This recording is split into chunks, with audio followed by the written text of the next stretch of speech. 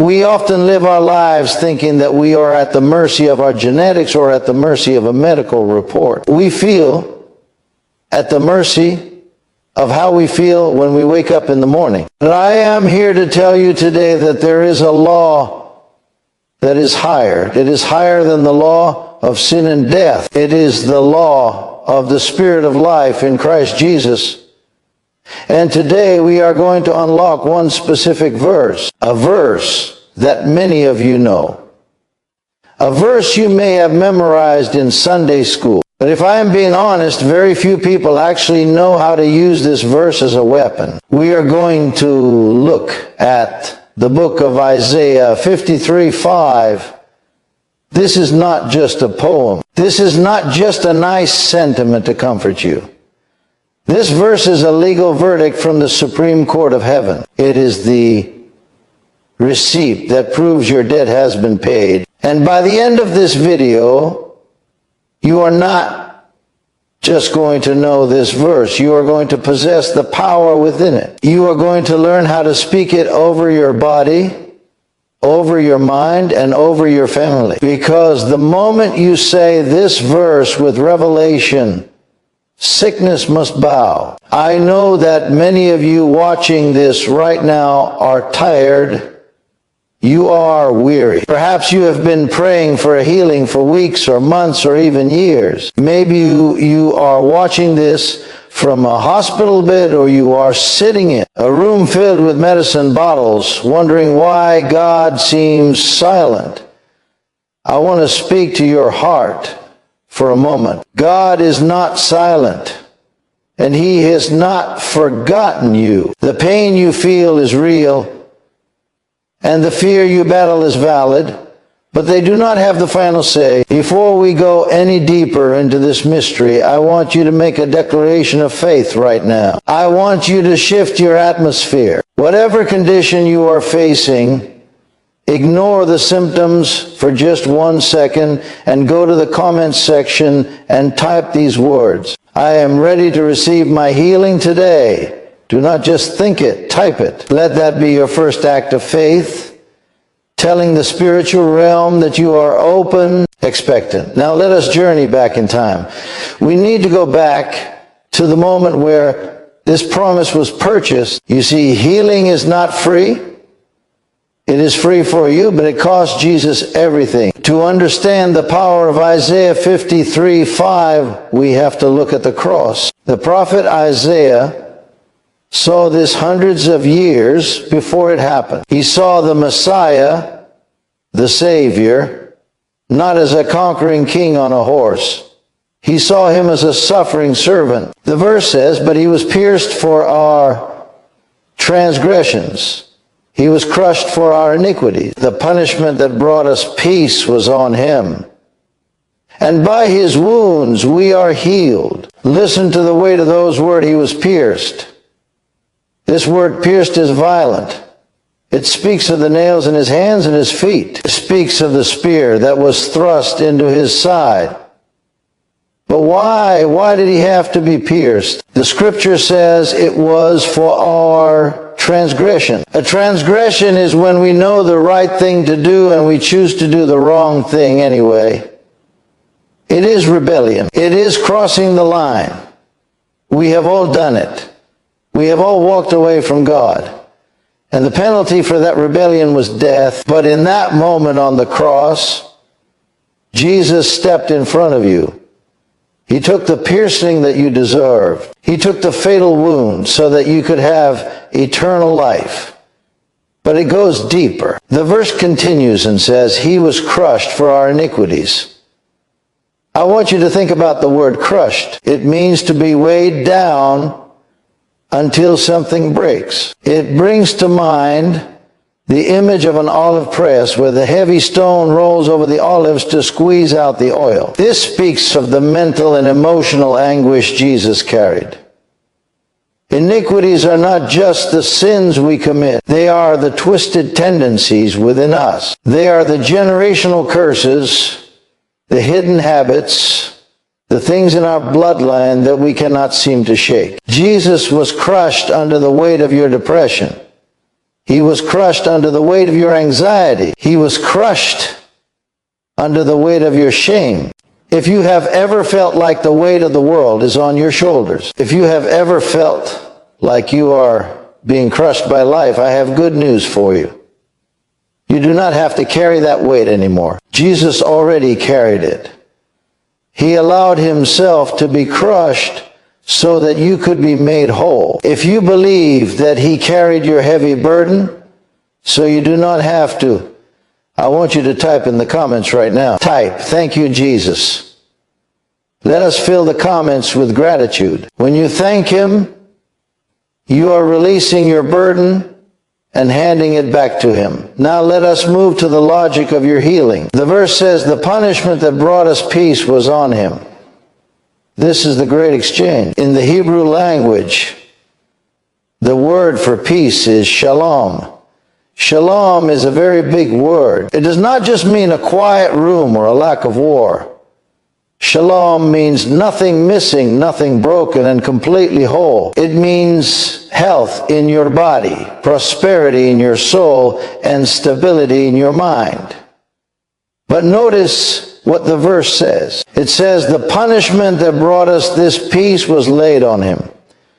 Think of this like a courtroom. You stood before the judge guilty of sin. The fine for that sin was sickness, death, and separation from God. But before the gavel could come down, Jesus stood up and said, put his punishment on me, put her sickness on me, and he took it. He took the chastisement. He took the beating. This is why you have a legal right to be healed, because the price has been paid. If you go to a restaurant and pay for a meal, and then the waiter tries to charge you again for the same meal, you would be upset. You would pull out your receipt. You would say, no, this is already paid for. In the spirit, sickness is trying to charge you for a debt that Jesus already paid. When pain tries to enter your body, you have to pull out the receipt of Isaiah 53:5. You say, no, the punishment was on him, so the peace must be on me. God is a just judge. He will not demand payment twice. He will not punish Jesus and then punish you with the same sickness. Let that sink into your spirit. The anger of God, the judgment against sin, was exhausted on the body of Christ. There is no anger left for you, only mercy. There's no sickness left for you that has not been atoned for. And now we come to the part of the verse that shakes the foundations of hell, the part that you must hold on to with everything you have. The verse concludes by saying, and by his wounds we are healed. Some translations say, by his stripes we are healed. This refers to the scourging Jesus endured before he went to the cross. History tells us that the Roman scourging was one of the most brutal forms of torture ever invented. They used a whip with multiple strands, and tied into the ends of those strands were pieces of bone, broken glass, and metal. 39 times they struck his back. It was not just a beating, it was a tearing. His flesh was torn open. Theologians have often pointed out that there are 39 major categories of disease known to mankind. Whether it is a disease of the blood or the bones or the mind or the skin, for every category of sickness, Jesus took a stripe. He took a wound. He bled for it. His back was turned into a plowed field, so that your body could be a garden of health. Notice the grammar in this verse. It is very important. Isaiah looks forward and says, by his wounds we are healed. Then in the New Testament, in the book of 1 Peter 2:24, the apostle Peter looks back at the cross and says, by his wounds you were healed. He puts it in the past tense. Listen to me closely. Healing is not something God is going to do. Healing is something God has already done. When you pray for healing, you are not trying to convince God to heal you. You are not trying to twist his arm. You are receiving a package that was mailed to you 2,000 years ago. The cure is already inside your spirit. We are simply trying to get what is in your spirit to manifest in your flesh, this is why you must speak this verse. You must open your mouth. You see, the Bible says in the book of Psalms 1:1-3:20 that the angels obey the voice of his word. Angels are powerful beings, but they are waiting for a command. They are waiting for a sound. When you just sit there and cry about your sickness, the angels have nothing to work with. But the moment you open your mouth and say, by his wounds I am healed, you are giving the angels a sword to fight with. You are releasing the word of God into the atmosphere. There is a difference between facts and truth. The facts might say you have cancer. The facts might say you have diabetes. The facts might say you have chronic pain. And we do not deny the facts. The facts are real. But the truth is higher than the facts. The truth is the Word of God. Facts can change. The medical report can change, but the truth of the Lord endures forever. When you speak the truth, you are commanding the facts to align with the Word of God. You are telling the tumor, you must bow. You are telling the tumor to bow to the name of Jesus. You are telling the arthritis, you must bow to the stripes of Christ. I want you to prophesy over your own body right now. Do not wait for a pastor to do it. You have authority in your mouth. I want you to go to the comments and type your own name followed by this phrase. Type, by his stripes you are healed. For example, if your name is John, type John, by his stripes you are healed. Speak it to yourself. Call your own body into alignment. Why is it so important to say it? Because faith comes by hearing, and hearing by the Word of God. When you hear your own voice speaking Scripture, your faith grows. Your spirit man stands up on the inside. You stop being a victim and you start being a victor. You stop begging God and you start thanking God. I know there are some of you watching who have prayed this before. You might be saying, preacher, I have quoted this verse 1,000 times and I am still sick. I want to encourage you. Do not give up.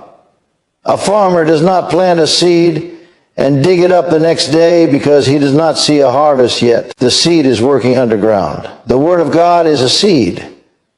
When you speak it, it goes into the soil of your life. It is doing surgery. It is working on a level you cannot see yet. It is rearranging cells.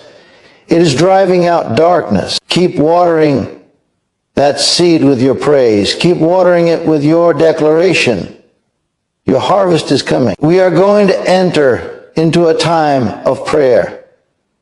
Now, this is not just me praying for you. We are going to pray together. I want you to take a moment and remove every distraction. If you can put your hand on the part of your body that needs healing. If you have pain in your knee, put your hand there. If you have pain in your head, put your hand on your head. If the pain is in your heart, or if it is a sickness you cannot touch, just lay your hand on your chest. We are going to apply the blood of Jesus. We will apply the stripes of Jesus. I want you to repeat these words after me, or just agree with them in your heart. Father, I come to you in the name of Jesus. I thank you that you are the Lord, my healer. I thank you for the cross. I thank you for the body of Jesus. Lord, I believe that Isaiah 53 verse 5 is true. I believe that Jesus was pierced for my transgression. I believe he was crushed for my iniquities. I believe the punishment for my peace was upon him. And I believe that by his wounds I am healed. Right now, in the mighty name of Jesus, I rebuke every spirit of infirmity. I speak to every cell in your body, and I command it to align with the perfection of Christ. I curse the root of cancer. I curse the root of diabetes. I curse the root of heart disease. I curse the root of chronic pain. I command inflammation to leave your body now. I speak to your immune system, and I command it to be strong. I speak to your bones, and I command them to be strong. I speak to your blood, and I declare it is cleansed. Declare that the same Spirit that raised Jesus from the dead dwells in you, and he is quickening your mortal body right now. Receive life. Receive strength. Receive the shalom of God. Anxiety must go. Depression must go. Fear must leave right now. I bind the spirit of premature death. You shall live and not die, and declare the works of the Lord. The number of your days